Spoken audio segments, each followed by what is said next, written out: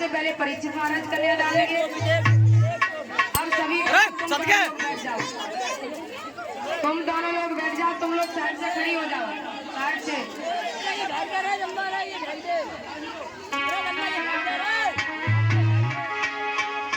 सभी भक्त एक एक करके कन्या डाल लेंगे।